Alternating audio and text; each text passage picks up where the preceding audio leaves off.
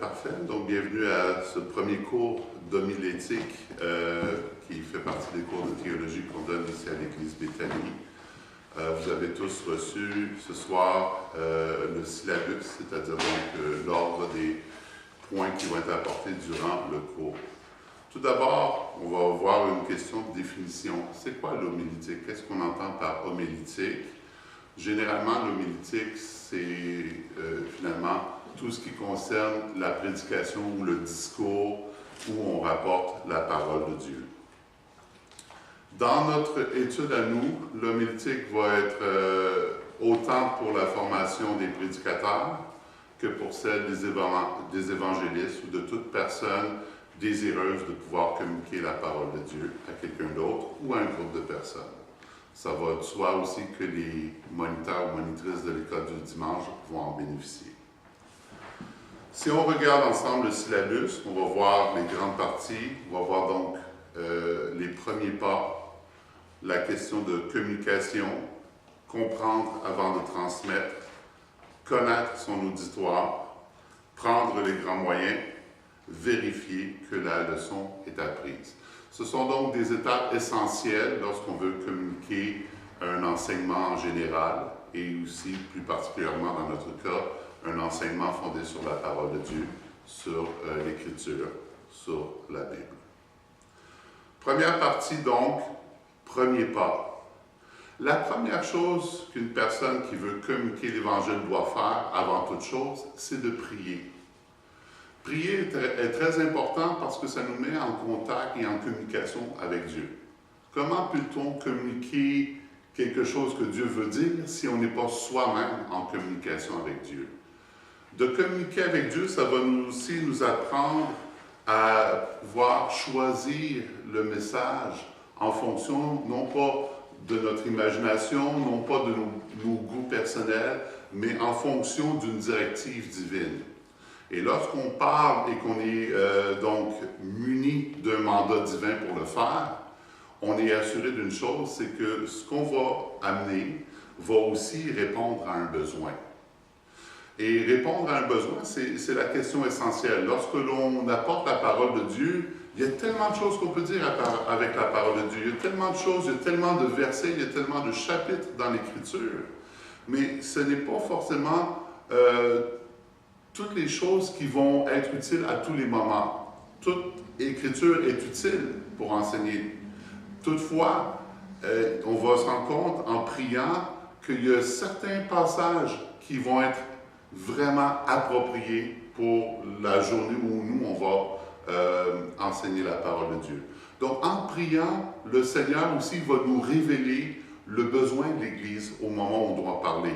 Si on est dans une Église où il y a certains problèmes, eh bien, par la prière, Dieu va aussi nous montrer comment pouvoir résoudre ces problèmes-là au moyen de la parole de Dieu. Par exemple, lorsque nous lisons les épîtres de Paul, on se rend compte que Paul va justement répondre à des besoins et à des questions concrètes des églises. Donc, d'être à l'écoute des besoins, c'est une chose essentielle et pour cela, il faut vraiment aussi être à l'écoute de ce que Dieu a à dire, de ce que Dieu a révélé à propos de son Église. C'est lui qui va le donner sous forme d'inspiration. Ensuite de cela, c'est clair qu'il faut se préparer à travailler. La paresse n'est jamais récompensée. Lorsqu'on veut apporter correctement la parole de Dieu, ça va nécessiter de l'étude, ça va nécessiter des lectures, ça va nécessiter d'autres temps de prière et parfois même des temps de jeûne et de prière. Parce que lorsqu'on veut divulguer correctement la parole de Dieu, eh bien c'est important, d'avoir cette communication avec Dieu, mais en même temps de savoir qu'il y aura du travail à faire. La parole de Dieu ne donne ses perles qu'à ceux qui sont prêts à creuser.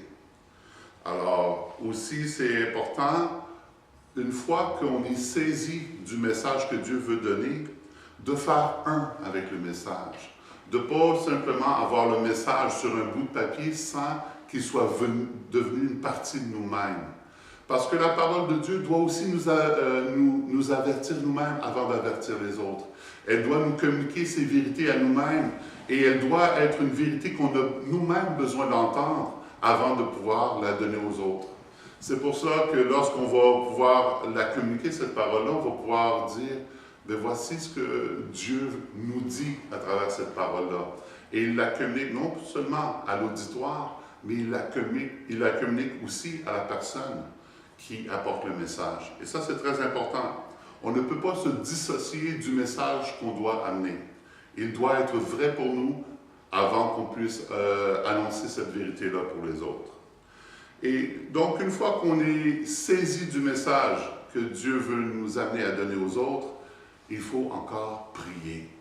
Pourquoi toujours prier? Parce que une fois qu'on a le message, on se rend compte rapidement d'une chose. Ceux qui l'ont expérimenté vont se rendre compte d'une chose, c'est qu'il y a toujours des pensées qui vont venir pour nous décourager. Il y aura toujours aussi des fois des pensées qui vont venir de l'ennemi pour essayer de nous faire changer de message. Quand vous devez amener un message de la part de Dieu, souvent l'ennemi veut essayer de vous influencer pour amener un autre message. Vous proposez 3 millions de sujets afin de vous perdre dans les sujets et de vous faire perdre le focus. Donc la prière est très, très, très importante pour s'assurer de garder le cap sur ce que Dieu veut nous faire dire à l'Assemblée. On doit donc toujours garder le cap, et pour garder le cap, il n'y a qu'une solution, toujours communiquer avec le capitaine du navire qui est Jésus. Et si on ne le fait pas, on va amener des messages qui peuvent être intéressants, mais qui ne vont jamais bouleverser, qui ne vont jamais transformer. Pourquoi? Parce qu'ils vont être juste des curiosités.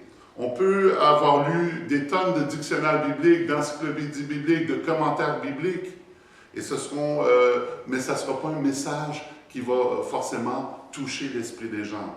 Si on veut un message qui transforme l'auditoire, c'est important qu'il ait pour origine Dieu lui-même. Et pour ça, c'est Dieu qui doit choisir les sujets de la prédication. C'est Dieu qui doit choisir aussi de nous révéler quel est le besoin de l'Église au moment où nous, on va prêcher. Et ça, de pouvoir s'y tenir, de s'y tenir ferme, de ne pas se laisser divertir. Et pour ne pas se laisser divertir, il faut prier et prier constamment. Parce qu'on a souvent tendance, dans la nature humaine, à procrastiner, à se laisser divertir, à chercher les divertissements, plutôt que de garder le cap. Mais avec le Seigneur, ça, c'est possible. Donc, voilà les premiers pas. Si on les résume, prier. S'assurer aussi donc qu'on puisse répondre à un besoin. Parce que si on ne répond pas à un besoin, le message qu'on va amener va être vite oublié. Mais si le message répond à un besoin, à ce moment-là, les gens vont pouvoir aussi le mémoriser parce qu'il leur a répondu à quelque chose dont ils avaient besoin.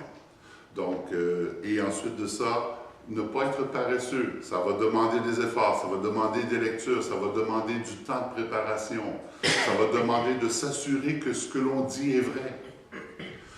Ça va aussi donc nous demander de vraiment prendre possession de ce message-là, de faire un avec lui, de s'assurer que le message est aussi un message qui nous interpelle nous-mêmes, un message dont nous avons nous-mêmes besoin, et toujours conclure par la prière sans cesse, surtout lorsqu'on s'approche du moment de délivrer le message. Ça résume donc les premiers pas. Avant de donner un message, c'est impératif de suivre ça, parce que c'est là que nous allons avoir des messages qui font la différence. On a compris ça ce soir? Oui. Amen. Amen. En deuxième point, on va voir donc tout ce qui a trait à la communication. Donc, la communication en général, quels sont les principes de communication? Si on le résume à sa plus petite expression, qu'est-ce que la communication? La communication, c'est un échange d'idées. C'est lorsque on fait passer une idée d'une place à une autre. Par exemple, lorsque la parole de Dieu écrite nous communique des choses, elle nous communique des idées, elle nous communique des choses qui viennent de Dieu. Et elle passe donc de la parole écrite à notre propre pensée. Et notre pensée est donc à ce moment-là transformée par ces idées-là, par la parole de Dieu. Donc, dès que nous avons un émetteur, dès que nous avons un orateur, nous avons également donc une personne qui va recevoir ce message-là et nous allons avoir entre les deux ce que l'on appelle un média. Donc, pour toute communication, nous allons donc avoir un objet. Qu'est-ce qui va être transmis? Quelles sont les idées qui vont être communiquées? Nous allons avoir une cible. À qui ces idées sont-elles communiquées? Et nous avons aussi un moyen, c'est-à-dire donc un média par lequel ces idées-là vont être communiquées. Il y a différentes sortes de communication possibles. On peut faire la communication comme en ce moment via la parole, via le langage humain. On peut également communiquer avec des images. On dit souvent qu'une image vaut 1000 mots. Donc parfois, il y a certaines idées qui vont mieux s'exprimer sous forme d'image. Mais peu importe le moyen, peu importe le média, ce qui est toujours le plus important, c'est la véracité de ce qui est communiqué. Les avocats, d'ailleurs, savent très bien, ils vont faire des fois lors de leurs études de faux tribunaux, où ils vont donc s'exercer à défendre une cause et défendre la partie adverse. Mais si la défense, même si nous avons une éloquence extraordinaire, si ce qu'on défend est faux, peu importe que l'on ait gagné, si on a gagné en amenant une fausseté, on se trouve à avoir perdu en réalité, parce qu'on aura défendu une mauvaise cause. Donc, la vérité est vraiment importante. D'ailleurs, tout avocat qui veut défendre une cause doit s'assurer de la vérité. Il doit savoir, il doit connaître la vérité, et là, il est libre de savoir s'il veut défendre ou non cette vérité-là. Et ils sont parfois obligés de faire des choses qui sont moralement questionnables dans le but de gagner leur cause. Et il y a des avocats qui, des fois, vont refuser de défendre un client tout simplement parce qu'ils connaissent la vérité, qu'ils disent non, je ne peux pas le défendre connaissant la vérité. Donc, la vérité est vraiment toujours importante. Et pour nous, ça ne nous sert à rien de convaincre une assemblée d'une fausse doctrine. Même si tout le monde dit Amen, si ce qu'on leur a donné est faux, ça ne sert à rien.